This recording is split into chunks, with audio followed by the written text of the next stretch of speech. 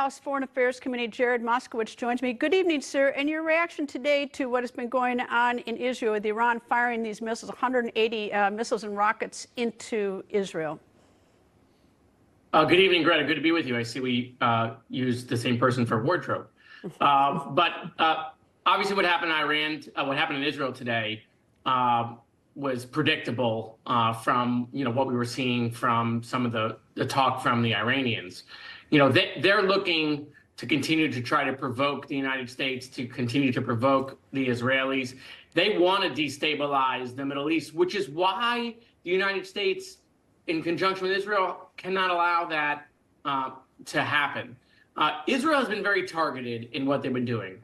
Right, they've been going after Hezbollah because they're no longer going to allow the appeasement that happened before October 7th to continue. They're not going to allow Iran and its proxies to build up military capabilities right on its border with the purpose of eliminating the state of Israel and killing all Jews as well. And so what they're doing is they're doing two things. One, they want to degrade the forces that are on their border. And two, they want to reinstall deterrence because on October 7th, they did look like a soft target. And they're trying to remind the world that they're not a soft target. But if you're Iran, by the way, and you don't want a war with Israel, and if you don't want Israel to go after your nuclear facilities, today was not the right strategy for Iran. They made a terrible mistake. Well, Iran, I mean, they've always been sort of cowards. They've been fighting their wars through Hezbollah and Hamas and the Houthis. They've always been cowards. This is the first time, at least since April, that they've stepped up and used their own ballistic missiles. But is it a pipe dream to think there would be ever anything so-called a ceasefire? Because a ceasefire would be with organizations, terrorist groups, and a terror nation that has said Israel must be destroyed. That is their mission. They've never backed off that mission. So the idea of, quote, a ceasefire, is that a pipe dream by the United States and by the White House?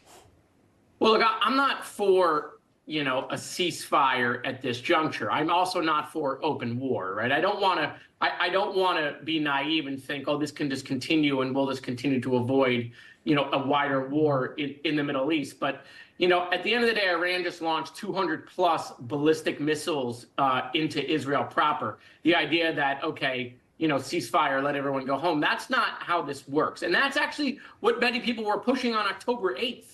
That like the day after Israel's 9/11, let's just have a ceasefire. Israel has not attacked Tehran and Iran proper with hundreds of missiles.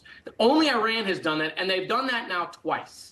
And if they did that if Iran launched ballistic missiles to England or they launched ballistic missiles into Europe, we, the United States, would not allow that to happen, which is why you heard Jake Sullivan today. There are going to be significant consequences for Iran as a result. And there should be. This should not be allowed. We cannot allow the Iranians to launch hundreds of ballistic missiles at any of our allies and think they can get away with it. So no ceasefire at the moment.